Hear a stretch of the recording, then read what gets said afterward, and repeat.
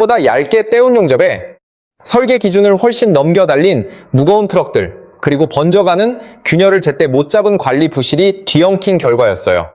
이번에는 다리 본선이랑 램프 옹벽 쪽의 기초 형식이 서로 달라서 오랜 세월 동안 내려앉은 깊이가 달라진 치마 문제예요. 같은 다리에서 터진 일이지만 무너졌던 원인이랑 이번에 덜컹거림은 성격이 완전히 딴판인 거죠.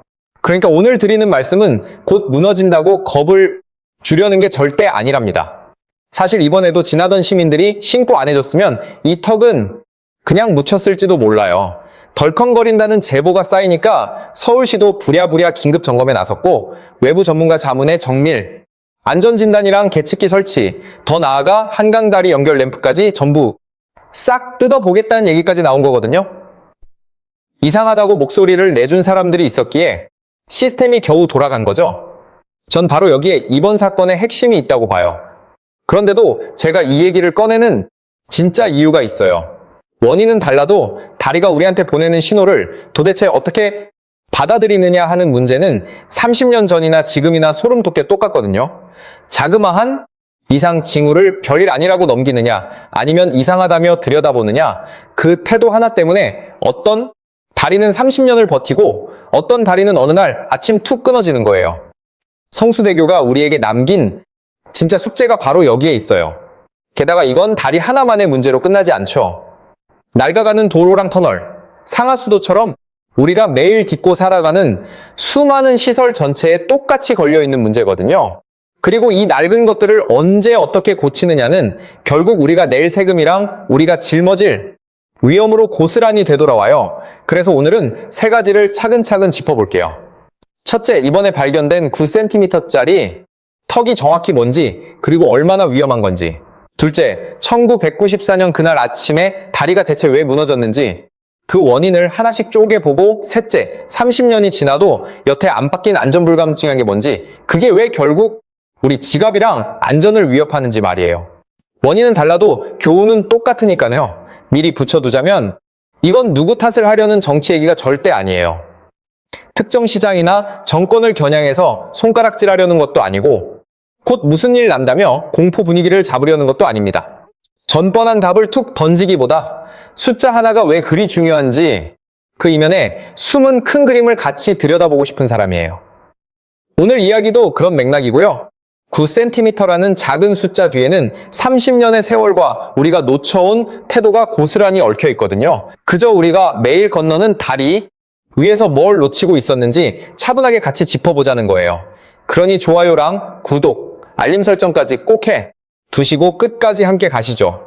이번에 도대체 무슨 일이 있었던 건지 처음부터 찬찬히 뜯어볼게요. 탈이 난 곳은 성수대교 남단 진입 램프 쪽이에요. 잠실 방향으로 올림픽대로를 쭉 달리다가 성수대교 위로 갈아타는 바로 그 구간이죠. 흙이랑 엉벽을 쌓아서 올린 오르막 진입로가 다리 본선이랑 딱 만나는 지점. 바로 거기에 한 9cm짜리 턱이 생겨버린 겁니다. 쉽게 말해서 도로 바닥에 손가락 2마디 높이의 턱이 불쑥 솟은 셈이죠. 이 자리가 왜 이 지경이 됐는지 이해하려면 다리가 어떻게 연결되어 있는지 잠깐 머릿속으로 그려보는 게 좋아요. 성수대교 본선은 강물 위 허공에 둥둥 떠있는 구조잖아요. 교각이 강바닥을 딛고 서서 그 위로 육중한 다리 상판을 얹어둔 셈이죠. 반대로 우리가 차를 몰고 기어 올라가는 진입 램프는 성격이 달라요. 흙을 맨바닥부터 잔뜩 다져 올리고선 그 흙더미가 안 무너지게 옹벽으로 틀어진 오르막이거든요. 하나는 공중에 대롱대롱 매달려 있고 하나는 땅바닥을 딛고 선 꼴이죠. 버티고 서 있는 밑바탕이 다르니 세월 앞에 야금야금 내려앉는 깊이도 차이가 날 수밖에 없잖아요. 그렇게 서로 다른 방식으로 무게를 감당하는 두 구조물이 만나는 틈새, 바로 그 자리에 아주 미세한 어긋남이 차곡차곡 쌓여서 지금처럼 턱하니 드러난 거예요. 9cm라고 하면 되게 하찮게 들릴지도 몰라요. 걸어가다 밟으면 살짝 삐끗하는 수준이니까요. 하지만 시속 60km로 쌩쌩 달리던 차가 그 턱을 밟고 지나가는 순간엔 얘기가 완전히 100도 달라지죠. 몸이 붕 떴다가 쿵 하고 바닥에 내리꽂히는 느낌이라 초행길인 운전자는 가슴이 철렁 내려앉을 수밖에 없어요. 전혀 예상 못한 충격 때문에 순간 몸이 굳고 나도 모르게 핸들을 꽉 붙잡게 되는 그런 순간인 거죠. 전문가들 말로는 이런 충격이 어쩌다 한두 번이 아니라 매일같이 계속 반복되면 차량 하부나 방향을 틀어주는 조향 장치에도 피로도가 조금씩 쌓일 수밖에 없대요. 당장 차가 뻗는다는 얘기는 아니지만 매일 수만 대씩 오가는 길목이라면 그깟 작은 데미지도 결코 무시 못한다는 소리죠. 실제로 거길 통과하는 차마다 유독 심하게 덜컹거렸고 운전대 잡은 사람들 사이에서 여기 왜 이러냐는 흉흉한 소문이 돌기 시작했어요. 결국 시민들 신고가 꼬리를 물고 이어졌고요. 그런데 유독 사람들이 날카롭게 반응하는 데는 다 이유가 있답니다. 딴 다리도 아니고 하필이면 성수대교였으니까요. 성수대교라는 네 글자가 주는 중압감은 다른 다리들이랑은 차원이 다르잖아요. 어떤 이름은 존재 자체로 지워지지 않는 기억이 되기도 하니까요. 30년 전 바로 그 자리에서 터진 참사를 눈앞에 보듯 기억하는 시민들에게 그 작은 덜컹거림은 가슴속 묻어둔 불안감을 다시 툭 건드린 셈이에요. 머리로는 지금이랑 그때가 다르다는 걸 알아도 몸이 알아서 긴장하는 거죠. 매일 멍하니 지나던 길이었는데 요즘 따라 괜히 속도 줄이고 바짝 긴장하게 된다는 목소리가 현장 운전자들 사이에서 심심찮게 터져 나왔어요. 신고가 쏟아지니까 서울시도 그제야 바빠졌죠. 급히 직원을 보내서 긴급 안전 점검판을 벌인 거예요. 전문가들은 당장 무슨 사달이 나는 건 아니라며 선을 그으면서도 이 턱이 더 벌어지면 진짜 위험해질 수 있다고 짚었어요. 그래서 서울시도 여기서 발을 빼지 않은 거죠. 정밀 안전진단에 착수하고 단차 변화를 실시간으로 감시할 계측기까지 달기로 했어요. 한 걸음 더 나아가 한강에 걸린 다른 다리들의 연결 램프까지 싹 다 뒤져보겠다는 전수. 조사 카드까지 꺼내 들었고요. 한 곳에서 삐걱된 이상 징후를 비슷한 구조를 가진 다른 다리들에서도 미리미리 색출해 내겠다는 뜻이죠. 이 정도로 판을 키운 건 그만큼 시민들의 불안 섞인 목소리를 뭉개지 않고 무겁게 받아들였다는 제스처이기도 해요. 평범한 운전자가 느낀 자그마한 불편 하나가 도시 전체에 다리를 전부 다시 뜯어보게 만든 동력이 된 거죠. 그냥 무심히 넘겼을 법한 그 덜컹거림을 이상하다고 목소리 내준 시민들이 있었던 덕분이에요. 그 목소리가 묻혔다면 이 턱은 지금도 조용히 벌어지고 있었을지 모를 일입니다. 9cm는 숫자가 아니라 경고예요. 시계를 잠시 30여 년 전으로 되돌려 볼게요. 1994년 10월 21일 금요일 아침이었어요. 그날도 서울의 아침 풍경은 평소랑 다를 게 없었죠. 사람들은 출근길을 서둘렀고 아이들은 가방을 메고 학교로 향했어요. 성수대교 위로도 출근 차량이랑 등교버스가 늘 그렇듯 꼬리를 물고 다리를 건너던 중이었고요. 그런데 오전 7시 38분 누구도 상상 못한 비극이 터지고 말았어요. 성수대교 제10번 교각이랑 제11번 교각 사이 다리 위를 받치던 상부 트러스 구조물 약 48m가 갑자기 뚝 끊기면서 한강 밑바닥으로 주저앉아 버린 겁니다.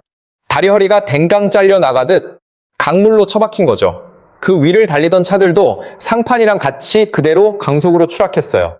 정말 눈 깜짝할 사이에 벌어진 참변이었죠. 그 안에는 다 다름 아닌 평범한 우리 이웃들이 타고 있었어요. 새벽 일찍 일터로 가던 직장인들, 그리고 등교하던 학생들이 함께 휩쓸렸어요. 특히 무학여고 아이들이 타고 있던 통학버스가 주저앉은 상판과 함께 강물로 처박혔다는 속보는 온 사회를 큰 충격과 슬픔 속에 몰아넣었죠. 평소처럼 집을 나섰던 어린 학생들이 변을 당했다는 소식에 전 국민이 제일처럼 가슴 아파하며 눈물을 흘렸습니다. 이 참사로 32명이 목숨을 잃었고 17명이 다쳤어요. 사상자만 모두 합쳐 49명에 달했죠. 험난한 재난 현장이 아니라 늘 건너던 다리 위에서 하루를 시작하려던 평범하디 평범한 아침에 벌어진 비극이었어요. 그날의 날벼락 같은 소식은 라디오랑 텔레비전 속보로 전국에 퍼져나갔어요. 다들 처음엔 귀를 의심했죠. 다리가 무너졌다는 소리 자체가 너무 비현실적이었으니까요. 한강을 가로지르는 거대한 다리, 매일 수만 대의 차가 달리던 그 튼튼해 보이던 쇳덩어리가 출근 시간대에 뚝 끊어져 내렸다는 사실은 그때까지 우리가 당연하게 여겼던 안전에 대한 믿음을 뿌리째 뒤흔들어 놓았습니다. 이 사고는 훗날 삼풍백화점 붕괴 참사 등과 한데 묶여서 앞만 보고 내달리느라 정작 안전은 뒤로 미뤄뒀던 압축 성장 시대의 슬픈 자화상으로 남게 돼요. 빨리 짚고 빨리 달리는데 취해 있는 사이 보이지 않는 곳에서 시한폭탄이 자라나고 있었던 거죠. 그래서 성수대교라는 이름은 그 뒤로 대한민국에서 안전이라는 가치를 이야기할 때 결코 빠질 수 없는 단어가 됐어요. 돌아보면 그날 무너진 건 단순한 교량 상판만이 아니었죠. 매일 아무 생각 없이 오가던 일상, 당연히 안전할 거라고 철석같이 믿었던 그 신뢰 자체가 통째로 내려앉은 사건이었던 거예요. 30년이 흐른 지금도 성수대교라는 네 글자만 들으면 가슴 한구석이 덜컥 내려앉는 이유가 바로 여기에 있습니다. 그날 아침의 비극이 우리 가슴 속에 뼈아픈 경종으로 남아서 우리가 안전을 얼마나 쉽게 믿고 또 얼마나 쉽게 잊어버리는지 끊임없이 꼬집고 있으니까요. 그리고 그 묵직한 물음표가 최근 불거진 9cm 단차 소식에 왜 우리가 이토록 가슴을 졸이는지 단번에 설명해 줍니다. 그렇다면 도대체 그 웅장하고 튼튼해 보이던 다리가 왜 그렇게 한순간에 끊어졌던 걸까요? 대다수 사람들은 굵직한 실수 하나 때문에 터진 사고라 생각하시겠지만 알고 보면 전혀 그렇지 않았어요. 사고 후에 정밀 조사를 해보니 원인은 단 하나가 아니었습니다. 눈 감아준 부실이 겹치고 또 겹친 끝에 결국 다리가 버텨낼 수 있는 임계치를 넘겨버린 결과였어요. 그럼 그 원인들을 하나씩 알기 쉽게 풀어드릴게요. 첫째는 용접이 엉망진창이었다는 점이에요. 다리를 구성하는 철골뼈대는 통째로 찍어낸 쇳덩이가 아니라 여러 철판 조각들을 용접으로 꼼꼼히 이어붙여서 커다란 틀을 짜맞춘 거거든요. 그러니까 접합 부위가 튼튼해야 다리 전체가 힘을 제대로 쓸 수 있는 구조인 셈이죠. 그런데 시방서상 용접 두께가 10mm 이상이어야 하는 자리에 실제로는 8mm만 대충 떼우고 넘긴 곳이 수두룩했어요. 고작 2mm 차이라고 얕볼 일이 아니에요. 이건 힘을 지탱해야 할 단면이 그만큼 깎여 나갔다는 소리니까요. 살이 깎인 그 부위에 하중이 쏠리면서 다리 전체로 골고루 분산되어야 할 무게가 특정 부위에만 엄청난 스트레스로 집중됐던 거죠. 힘이 한 군데로 쏠리면 그 자리는 남들보다 훨씬 빨리 망가지기 마련이거든요. 게다가 공장에서 만들 때 생긴 불량품을 걸러낼 최종 검사도 엉터리였고 다리에 들어간 강판이랑 볼트, 부재들을 엮어주는 연결핀 같은 부속 자재들까지 규격 미달 제품 투성이었다는 폭로가 줄을 이었어요. 뼈대도 부실한 데다 뼈대를 묶는 매듭까지 허당이었던 셈이죠. 둘째는 피로 균열을 내버려 둔 탓이에요. 피로 파괴라는 학술 용어가 좀 어렵게 느껴질 텐데 원리는 생각보다 아주 단순합니다. 빳빳한 철사를 한번 구부린다고 해서 단번에 뚝 부러지진 않잖아요. 하지만 똑같은 자리를 계속해서 이리저리 구부렸다 폈다 반복하면 어느 순간 힘없이 툭 끊어지죠. 다리도 완전히 똑같아요. 매일 수천 수만 대의 차량이 지나다니며 똑같은 자리에 쉴 새 없이 무게를 가하니까 처음엔 눈에 보이지도 않던 실금 같은 균열이 야금야금 번지기 시작하는 거예요. 하루아침에 갈라지는 게 아니라 아주 느리게 진행되니까 알아채기가 더 어렵죠.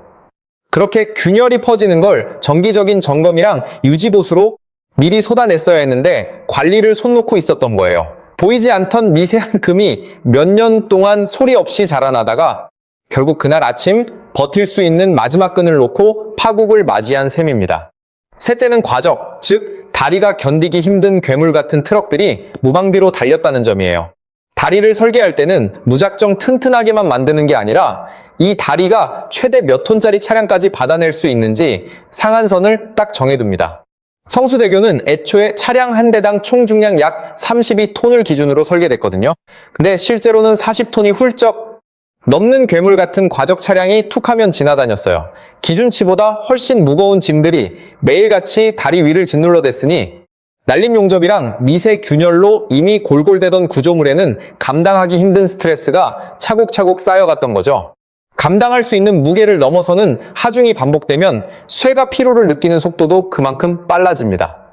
넷째는 안전점검이 거칠해였고 관리가 엉망이었다는 점이에요. 사실 앞에 세 가지 하자도 제대로 된 점검만 제때 이뤄졌다면 무너지기 전에 얼마든지 걸러낼 수 있었어요. 하지만 형식적인 서류 채우기식 점검에 그쳤고 이상 징후가 보여도 별일 아니라며 뭉개고 넘어갔던 겁니다. 심지어 녹슬어서 위험천만한 부위를 근본적으로 고치는 게 아니라 그 위에 페인트만 덧칠해서 가려버린 정황까지 드러났어요. 겉보기엔 멀쩡하고 매끄럽게 포장해놨지만 정작 속에서 고파 터지던 위험 요인은 그대로 덮어버린 꼴이죠. 문제를 해결한 게 아니라 눈앞에서 치워버린 거예요. 그래서 전문가들은 이 붕괴 사고를 두고 예견된 참사였다고 입을 모읍니다. 어느 날 갑자기 운이 나빠서 무너진 게 아니라 부실 용접에 방치된 균열, 무지막지한 과적, 거기에다 눈 가리고 아웅시계, 관리 실태까지 수많은 경고 신호가 겹겹이 쌓이다가 결국 그날 아침에 터져버린 거죠. 만약 이 원인들 중에 딱 하나만이라도 삐걱대지 않았다면 다리는 어떻게든 버텼을지 몰라요. 하지만 날린 공사에 제때 못 잡은 균열, 짓누르는 과적 차량, 그리고 위험을 은폐한 부실 관리까지 이 3박자. 4박자가 한꺼번에 딱 맞아떨어지니 다리가 버틸 재간이 없었던 겁니다.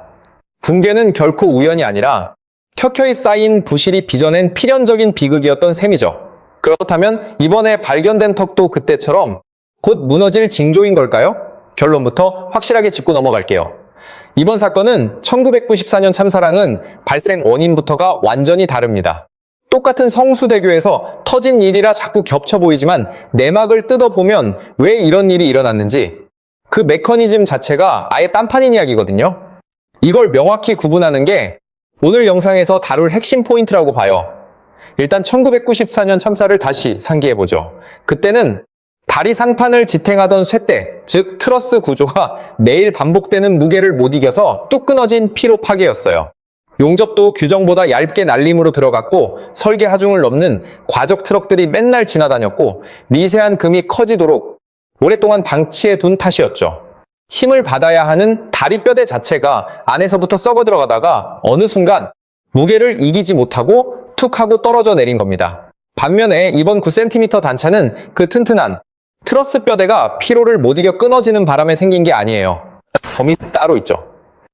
성수대교 본선 교량의 기초 형식과 진입 램프를 떠받치는 옹벽부의 기초 형식이 서로 다르다는 점 때문이에요. 강물 위에 뜬 본선을 세운 기둥이랑 흙을 다져서 옹벽으로 쌓아 올린 램프의 밑바탕은 만드는 공법 자체가 다릅니다. 이렇게 기초 형식이 다르면 세월이 흐르면서 땅이 눌려 내려앉는 지반 치마의 속도나 깊이에도 차이가 날 수밖에 없어요.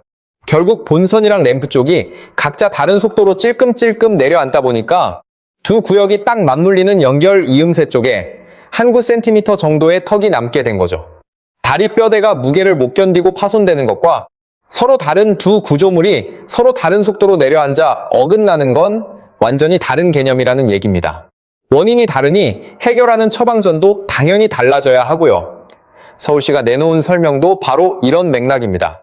이 턱이 최근에 갑자기 툭 튀어나온 게 아니라 이미 2016년 정밀 안전진단 때부터 처음 포착됐다고 해요.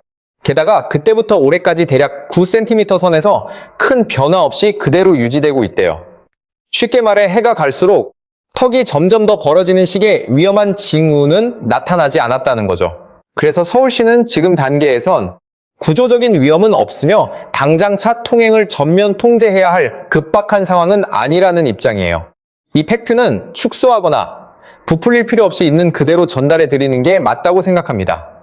그렇다고 걱정을 아예 접어두고 발 뻗고 자도 된다는 얘기는 절대 아니에요. 전문가들은 이 어긋난 틈이 더 커지면 빠르게 물리던 자동차의 핸들이 순간적으로 획 돌아가는 식의 또 다른 사고를 부르는 씨앗이 될 수 있다고 짚어줍니다.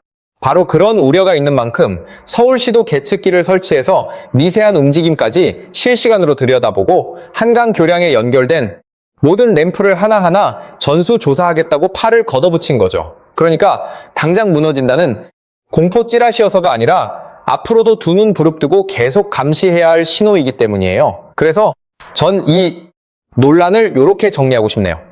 당장 무너질 리 없다는 서울시 말도 맞고 방심하면 큰일 난다는 전문가 의견도 맞아요. 둘 중 하나가 틀린 게 아니라 이 두 목소리가 같이 묶여야 비로소 정답이 되거든요. 지금 당장은 안전하다니까 불필요하게 패닉에 빠질 이유는 전혀 없고 동시에 언제 바뀔지 모르니 계속 지켜보라는 경고가 있으니 감시의 끈을 놓쳐서도 안 되는 거죠. 원인을 똑바로 짚어내는 이성적인 눈이랑 그렇다고 경계심을 풀지 않는 깐깐한 태도는 충분히 공존할 수 있으니까요. 한마디로 요약하자면 이겁니다. 굳이 겁먹을 필요도 없지만 그렇다고 넌 놓고 있을 때도 아니라는 거예요. 시민들이 예민하게 구는 건 극성 맞아서가 아니에요.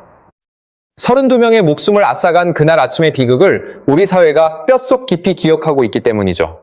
혹독하게 겪고 얻은 그 뼈아픈 경계심이야말로 오히려 우리를 다치지 않게 지켜주는 진짜 안전핀이라고 저는 믿어요. 9cm는 단순한 수치가 아니라 경고니까요. 그렇다면 성수대교가 주저앉고 난 뒤 30년 동안 우리 사회는 대체 뭐가 변했을까요? 까놓고 말해서 바뀐 게 있긴 합니다. 그날에 충격이 워낙 컸던 터라 시설물 안전관리에 대한 법률이랑 제도가 아예 새로 짜였고 굵직한 교량이나 터널, 빌딩들은 정해진 때마다 꼬박꼬박 정밀 안전진단을 받게 됐은 티니까요. 가이드라인도 촘촘해져서 예전 같으면 그냥 넘겼을 미세균열이나 미미한 집안 침하도 이젠 싹 다 기록해두고 등급별로 관리해요. 이번에 성수대교 램프에 생긴 9cm 단차가 빠르게 발견되고 서울시가 즉각 정밀 점검에 들어간 것도 따지고 보면 다 그 시스템이 굴러간 덕분이죠. 30년 전 같았으면 시민신고 한 건 들어왔다고 이렇게 전수조사까지 판을 벌이진 못했을지도 몰라요. 그런 관점에서 보면 우리 사회의 안전불감증이 전보다 꽤 나아진 건 부인할 수 없는 사실입니다. 이 대목은 충분히 인정하고 손뼉 쳐줘야 마땅해요.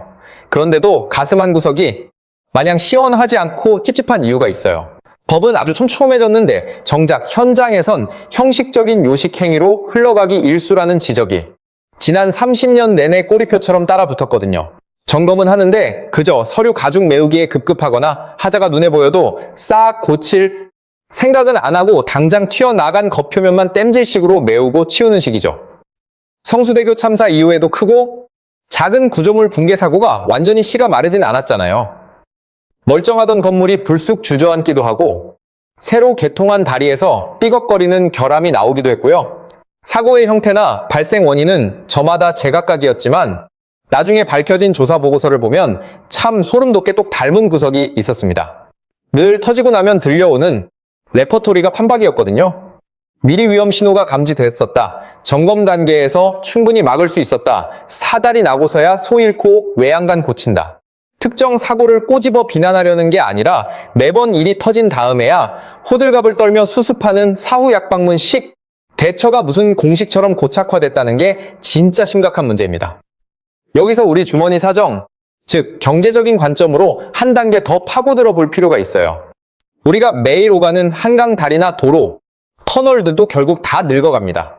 성수대교랑 엇비슷한 시절에 지어진 인프라들이 이제 30해, 40해를 넘기면서 유지랑 관리에 쏟아부어야 할 돈과 일손이 갈수록 기하급수적으로 늘고 있어요. 근데 이 유지 보수라는 작업은 참 얄궂은 구석이 있죠. 별일 없이 평온하게 굴러갈 때는 그 고마움이나 가치가 눈에 안 띈다는 점이에요. 삐까뻔쩍한 새 다리를 놓거나 전시성 사업을 벌일 때는 예산 따기가 식은 죽먹기지만 겉보기에 문제없어 보이는 헛다리를 미리 예방 정비하는 데는 예산이고 인력이고 늘 뒤순이 찬밥 신세가 되기 십상이거든요. 그러다 대형 사고라도 덜컥 터지면 그제야 수천억 예산 배정하고 특별점검 쇼를 벌이죠. 사실 진짜 참사를 막을 수 있었던 건 평소에 꾸준히 투입했어야 할 푼돈 수준의 소소한 정비였는데 말이에요. 이 지독한 악순환이 바로 노후화된 인프라를 마주한 우리 사회가 풀어야 할 오래된 숙제입니다.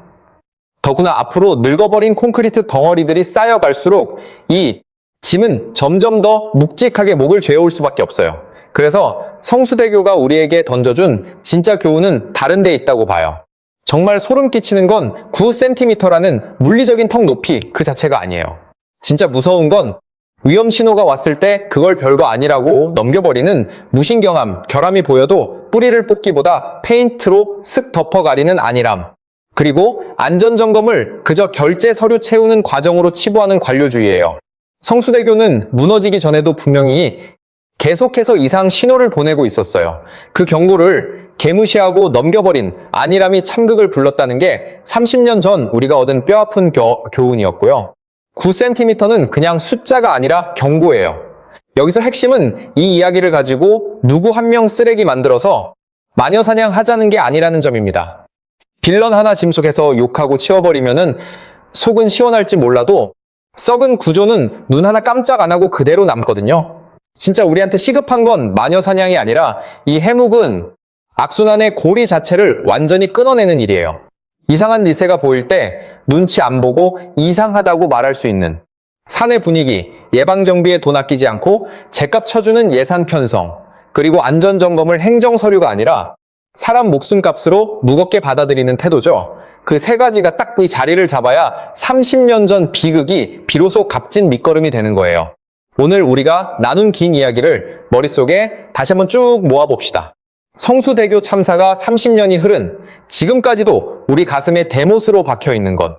그 비극이 어느 날 예고도 없이 하늘에서 벼락 떨어지듯 터진 재앙이 아니었기 때문이에요. 무너지기 직전까지 다리는 목이 터져라 경보음을 울려대고 있었거든요. 기준 미달의 얄팍한 용접, 허용 무게를 밥 먹듯이 넘나들던 과적 트럭들.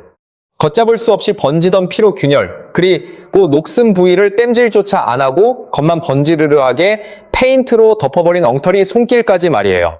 그 자잘한 적신호들이 줄줄이 무시당하며 누적되다가 그날 아침에 한꺼번에 펑 터져버린 겁니다. 그래서 전문가들이 그 참사를 두고 예견된 붕괴라고 부르는 거예요. 주저앉은 다리는 부실 시공이라는 눈에 보이는 흠집 하나만 안고 있었던 게 아니라 위험을 감지할 기회를 몇 번이나 뻥 차버리고도 설마 무슨 일 나겠냐며 뭉개고 간 뻔뻔한 시간 전체를 짊어지고 있었던 셈이죠. 그렇다면 이번에 터진 9cm 단차 소동은 또 어떻게 이해해야 할까요? 앞서 짚어드렸듯이 이번 단차는 그 자체로 당장 다리가 뚝 끊어진다는 뜻은 절대 아니에요. 발생 원인도 1994년 참사랑은 영딴판이라서 본선이랑 램프 구간의 기초 공법이 달라 생긴 집안 치마일 뿐이고 서울시도 당장은 구조적으로 문제 삼을 수준은 아니라고 못 박았으니까요. 하지만 딱 거기까지만 믿으셔야 해요.